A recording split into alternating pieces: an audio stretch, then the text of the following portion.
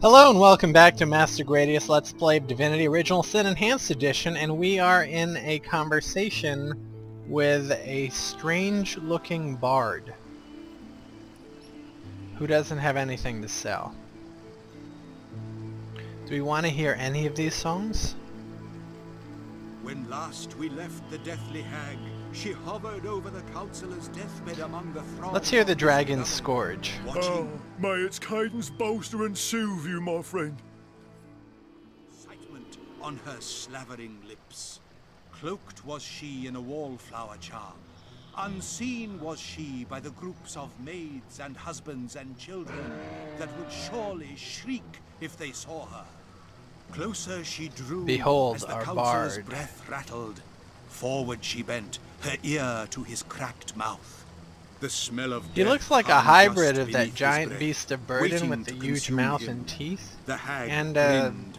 She a tingled. bipedal creature. She brought out her vial. She tipped it close, and the room... Quickly, before my audience disperses. I can't seem to convince Mrs. Hollingsworth there to choose a tale. Would you mind doing us all the honor?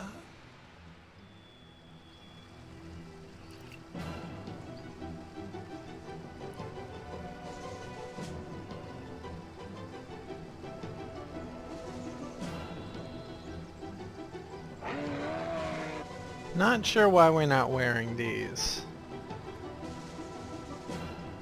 Oh, because of the plus 0.9 to movement. This is just a plus 1 to bartering. I guess we could sell it.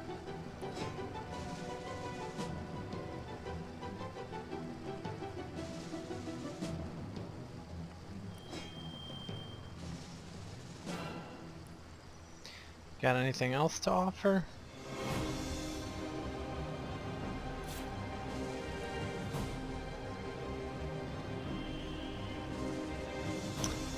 Alright, I guess that's it.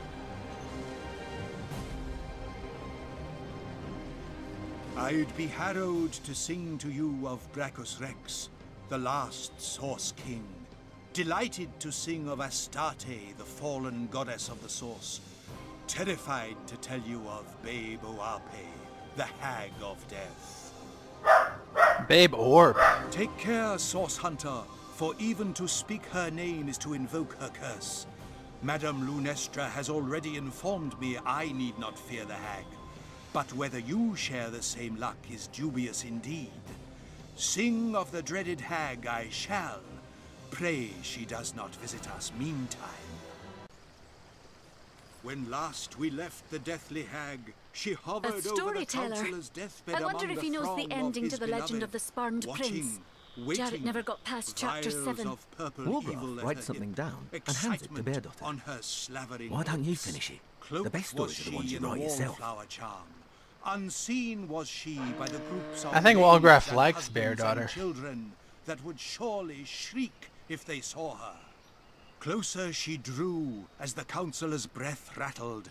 Forward she bent, her ear to his cracked mouth. The smell of death hung just beneath his breath, waiting to consume him. The hag grinned. She tingled. She brought out her vial. She tipped it close, and the room's guests gasped, and the councillor's death rattle rattled. Babe Oape poured, and poured, and poured. He is mine, she shrieked, her charm collapsing. Every mourner gasped, leapt from grief to terror, and shrunk away from the gleeful hag. She pranced upon the bed, lifted her dingy tunic over filthy knees, and jigged like one possessed. And as she jigged, the councillor stirred. Dead he was, but still his torso lurched forward. His eyes rolled back, yellow already, and stared blankly at mother, father, sister, child. As she jigged, the councillor stirred. Dead he was, but still his torso lurched forward. His eyes rolled back, yellow already, and stared blankly at mother, father, sister, child. I feel like he said this already. Dance, the hag called. Sure enough, The counselor creaked mortised knee and slack elbow, dead calf and dying thigh. He stood beside her upon the deathbed, and dance they did together. The hag kept sick time with cracked hands. The counselor's lurching, ghost-white dance grew faster. It was as she'd always wanted, a puppet all her own, a high-born fool who'd call her mistress. It had all only begun. Okay. Thank you. Now let's see what she has to say. May we share your cooking pot? Oh, very sorry. I shouldn't laugh. It's just next God's Day is going to be very eventful for the likes of you. Evil of wicked worms. Tell me about yourself. I'll have roasted rabbit for supper next week. My firstborn, Charlio, will arrive on a clear-skied afternoon, and in 7 years' time I'll inherit a pouch of gold as big as a dragon's egg. All this assuming, of course, you do not fail in your mission. Twin sister as the moon does the sun. They were forged by their very souls, the twins. What would you know and about my neither mission? desired Well, to live certainly in the not the whole story, if I'm perfectly honest. A rare event indeed. Some threads are missing from this particular cat's cradle, but I've worked out the major details. It seems, Source Hunter, that the fate of all of us mere mortals rests squarely in your hands. That's a rather grand statement. The truth is a grande dame, Source Hunter. I'm sure your jumpy, impish friend would quite agree with me on that point. She failed. Soon he had outgrown her. She was weakness, Let's see. childhood, the one weight dragging him down from his What can you dark tell me ambition. about my future? And That so depends. How much have you got? Choose carefully, Source Hunter, for I can only consult the heavens for you a single time. One mustn't become too greedy regarding fate. No. A glut of foresight can drive one rather batty indeed. Rivellon suffered. I'll pay the full amount. No. I think I'll pay you a middling amount. Ah, I see you place no small value on the opinions of the stars. Very well. Let us see what the cosmos have in store for you, Source Hunter. I see that your journey will stand still until you find two crucially important relics. A certain arcane spell and a small vial. Even if you stand at the precipice of victory, you will fail if you have not won these relics. To defeat the Death Knights? A strange The vial thing. is rather well hidden, yes, but I see books around it, and a devoted protector. A cruel man, yes. Even now, I see him undoing innocent lives. Oh, his laugh chills my very spine. But it is he you must defeat if you are to take what you seek. The spell I see within a damp and sullen place. I hear the sound of pickaxes and the rumble of carts. Yes, we already got It that was a love part. affair for the ages. Existence and Astarte. Source I'd like to hear a sang secret through if you every have fiber any. of life. And I'd like the life. voices in my head to quit their mewling, but they insist to me as I'll insist to you. Money talks. 6 secrets I may have for you, Source Hunter. Granted you can pay the price. Time, as must everyone, Astarte faltered. All How right. she fell and why we know not, but we know that suddenly Source was changed. Those Tell who me would the heal first had to kill to do secret. it. I seem to Those who have found a little something in which you might take some interest, Source Hunter. Hand me your map, and I'll show you just where to set your digging machine. divines know. Alright. Her temples alone remain. Her temples and the sick source that plagues us now. If you meet any wanderers, send them our way, won't you? My priceless collection of life ceramic infants won't grow itself, you know. Now she basically robbed us. But she did give us a clue as to where the vial of blood might be. I say we rob her back.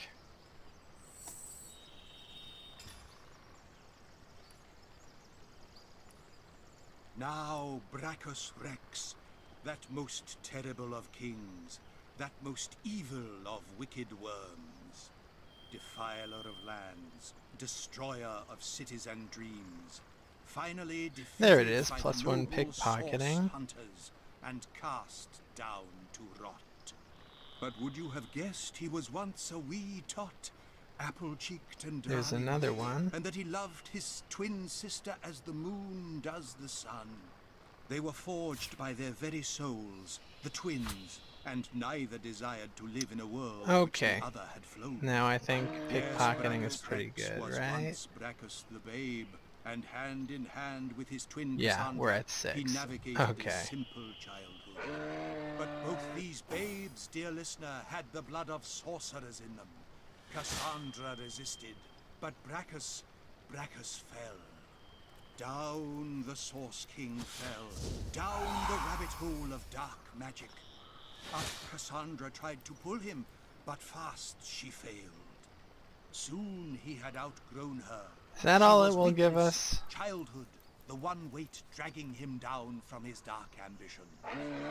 And so Brachus cursed her such that her souls separated, a wrenching of ether greater in pain than that of flesh. Having thus discarded his sister, Brachus the babe choked and died. Brachus Rex was born, and Rivellon suffered.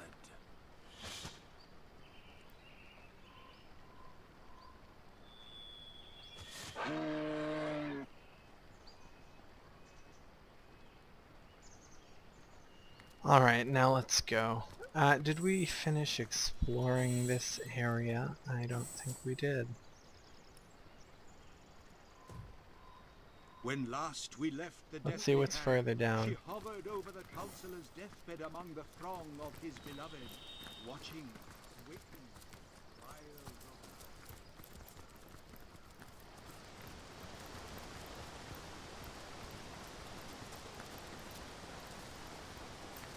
Wolgraff spotted something.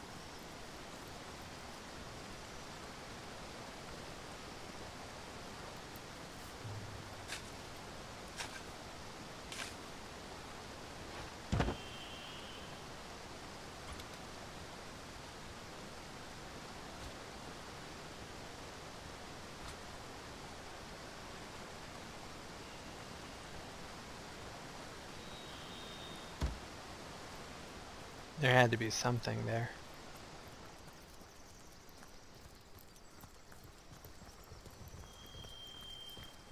He is mine, she shrieked, her charm collapsing. Every mourner gasped, leapt from grief to terror, and shrunk away from the gleeful hag. She pranced upon the bed, lifted her dingy tunic over filthy knees, and jigged like one possessed. And as she jigged, the counselor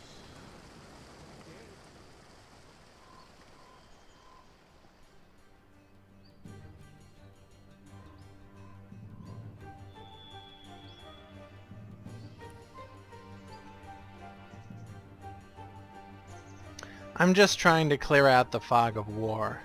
And there's this whole area we haven't explored.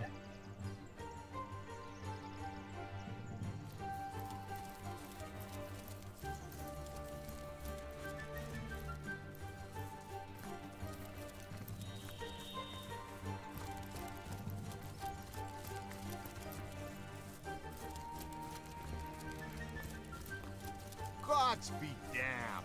You cows smell something fierce.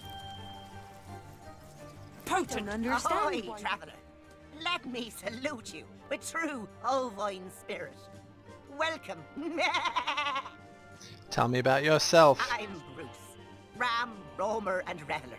Revel in what you ask. The beauty that is Doreen. That is this sweet, nay, this cherubic cow. The cutest of her kind ever to have moved.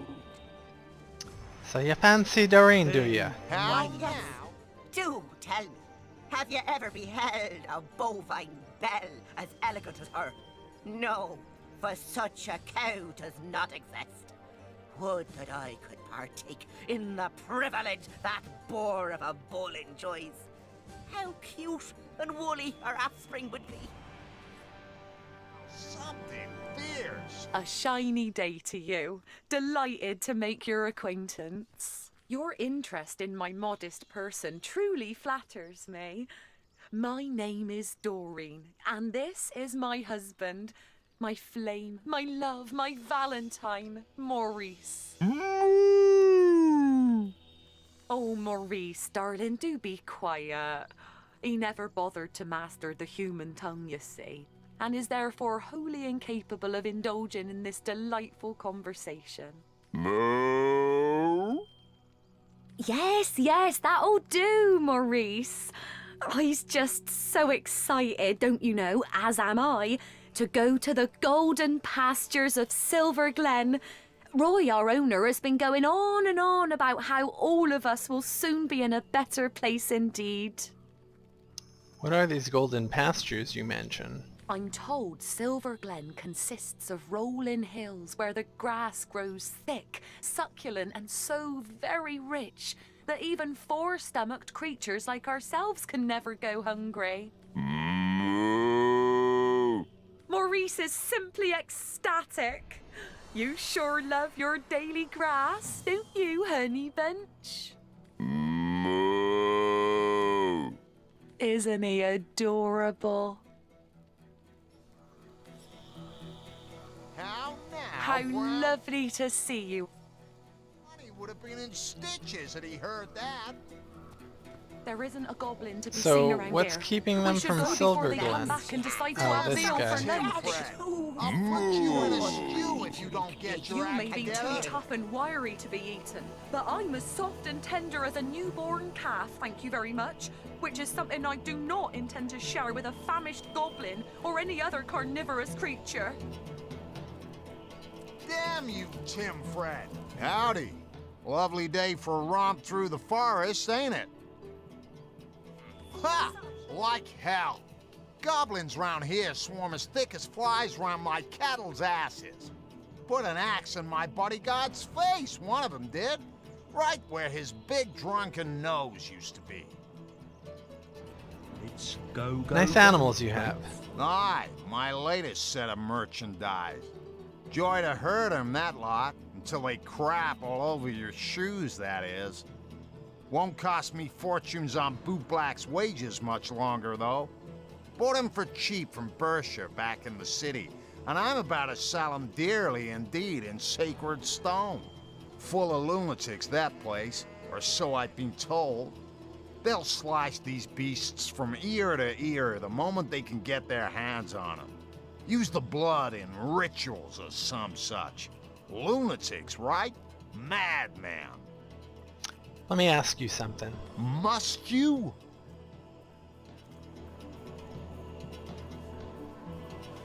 Those goblins you mentioned sound nasty. No kidding. Ferocious as a hungry mountain lion, that lot. With swords and spears for talons. Tell me about your bodyguard. Donnie. Bah, some thug from Seal he was.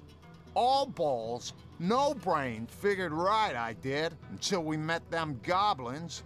Now you can have balls bigger than that bull over there, but it takes a fair bit of wit and cunning to beat a goblin at the hunting game. And Donnie, I tell ya, the simple soul would have believed you if you'd not but your typical mining settlement is Silver Glen. You know the kind. Rough and tumble shacks, rough and tumble work folk, and a handful of women that let their petticoats drop to the... So, you wish to partake. I'm Roy. I'm in the animal trade. And instead of knocking back... How lovely to see you again. You do know you're to be slaughtered in Silver Glen, don't you? Dear me. Slaughter? Blood? This cannot be. We must do something. Maurice, darling, do something. Moo! Bit late for that, innit? Trust you to raise a moot point, Maurice. Oh, kind human, have mercy on us poor animals. Deliver us from certain death in horrid Silver Glen. Lovely friend. Sup, mate? Who are you? I'm Timford, mate. Badass buck. Wood? You should know that death awaits you in Silver Glen. Say what? I ain't joining that party, mate. I'm off. Cheers and peace out. I want, but I'm not interested. Dear Later. gods, You I can have picture- my welcome. Now give it back and scarp her. Doomed, Maurice, doomed. These animals are destined to be slaughtered. Hadn't you rather release You them? always say the What? sweetest. You're soft of heart, are you? The poor dears shouldn't be killed. I should just give up on the gold they'll fetch me. Well, say no more. Seriously. Shut it. You think I risk life and limb for a bit of beef and mutton? Either you pay me in You'll hand gold, over those or you animals, leave or it'll me be your alone, blood that for will be all this used in chatter rituals. attracts the damn goblins.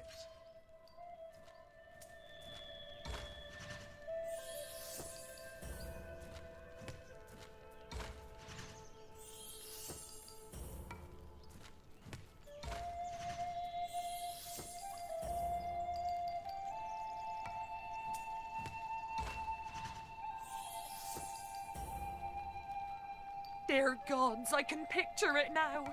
Humans with knives the size of swords. We're doomed, Maurice, doomed. Moo! Oh, you always say the sweetest things. But you may skewer one of them with your horns, perhaps even as much as 5. In the end, you can't skewer them all. Poor Maurice, we're doomed.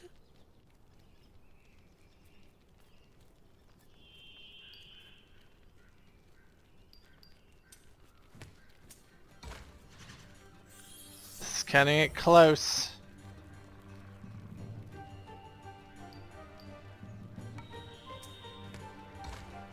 We did it. Fine. You can have them. God's damned highway robbers are everywhere these days. Here's hoping the goblins will skin ya. The hero of the hour, nay, the century. How agreeable it is to gaze upon you. You're free from Roy. You're safe. My champion, I am in your debt. Maurice and I are infinitely grateful. May neither thine horns nor thine udders ever wither. Moo? Well said, my dear Maurice. Well spoken indeed. But what shall we do next? We can hardly travel with you, now can we, kind hero? Perhaps we could seek those legendary pastures that nasty creature of a Roy described. They may well be real, for a man such as he hasn't the imagination to dream up such a lovely place. Though perhaps it is safer and more convenient simply to return to Sisale.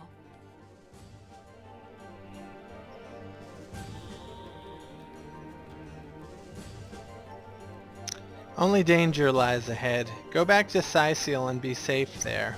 Only danger lies ahead. Go back to Sisal and be safe there. Better be safe than sorry, and bury dead next around the bend. Better to be safe than very sorry and very dead round the next bend. I think you said that better than I did. Yes, I suppose you're right, sweet liberator. In fact, there's no supposing about it. Come, Maurice Buttercup. We are going home to Sisale. Moo! We just did a good thing.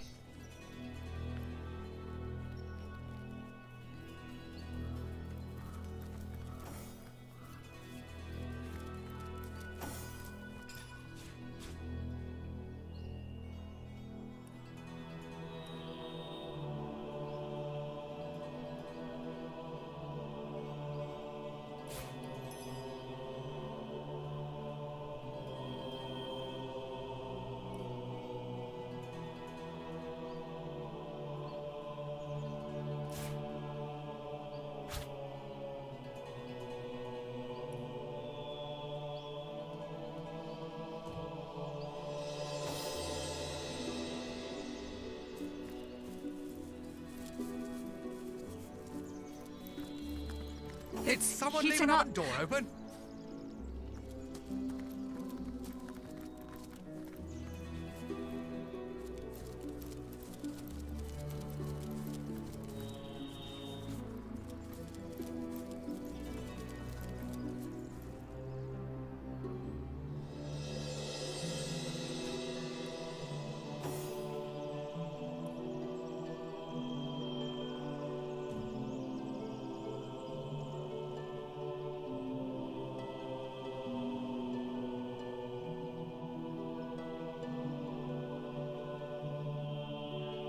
That looks like some kind of slaughter happened here, and I'm very good at stating the obvious.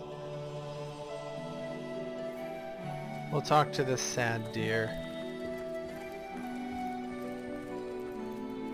The deer casts a fearful glance at you. It opens its mouth as if to speak, but no words escape. What happened? Did you lose your voice? With great sadness in its eyes, the deer nods and points its head toward the east. Yonder dwells what took its voice, if indeed this animal is to be believed. No sooner have you spoken to the mute deer than Walgraf slips a piece of paper in your hand. Sorcerer at work. I know it. Hunt, find, slay.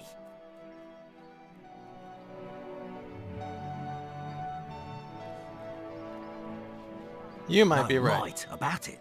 Another note reads, "This is them. This is their depravity. I'll rip his vocal cords from his throat, the fiend."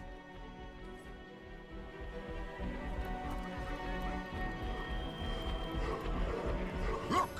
One of the alien aspect approaches. Go on, my boy. State the ancient demand. Troll. Well nigh correct, my son, but not quite.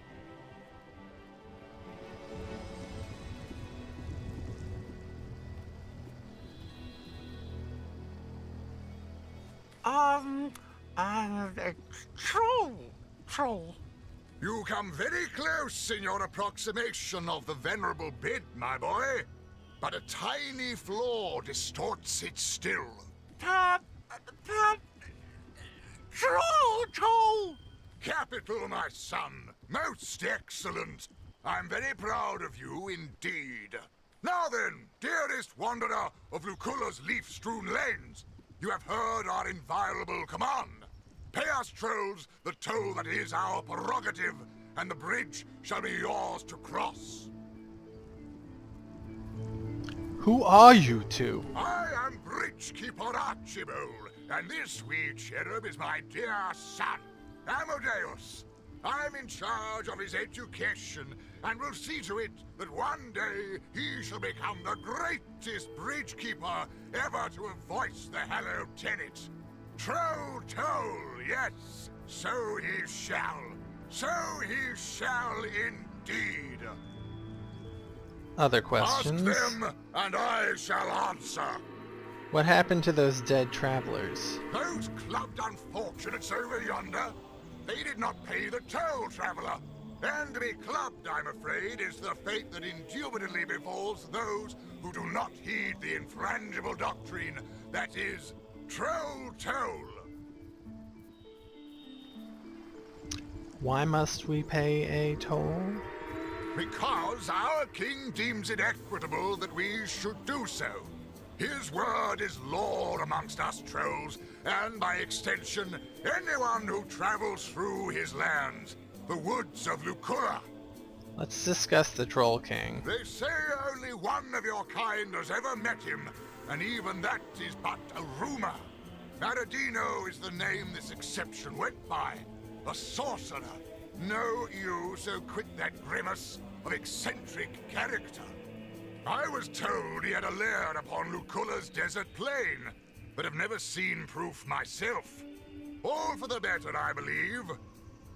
For should he have stood in the presence of the king, his presence would have been snuffed decisively and brutally.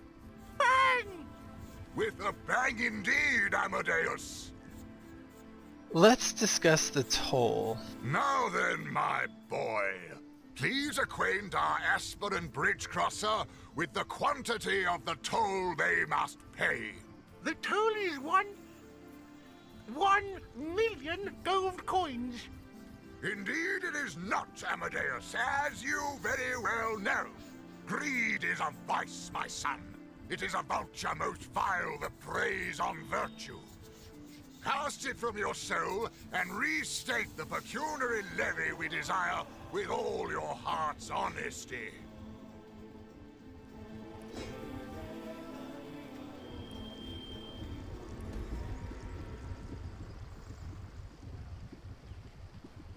$1,350 coins, please, traveler. 1,350 coins.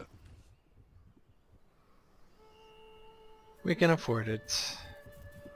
I suppose 1,350 gold isn't that much to pay? Yes, I suppose you're right. Thank you very much indeed. You have been most courteous and forthcoming. Now then, what do we say, my boy, to the kind traveler who has sufficiently disbursed us? We say thank you. So, thank you, traveler. But, Daddy, this is such a bore. I want to club some more. Amadeus! Such a bore I want to club some more? Have you been talking to that ne'er-do-well of a Bellegarde again? Please do forgive him, Wanderer. I shall have a sound word with this wee rapscallion indeed. In the meantime, do feel free to cross the bridge. A troll's thank you you have wholeheartedly.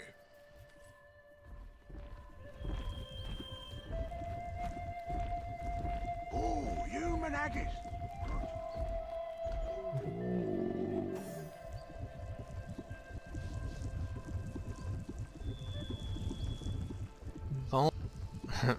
Okay, well, that's interesting. Maybe in the next edition we'll deal with these poison slugs.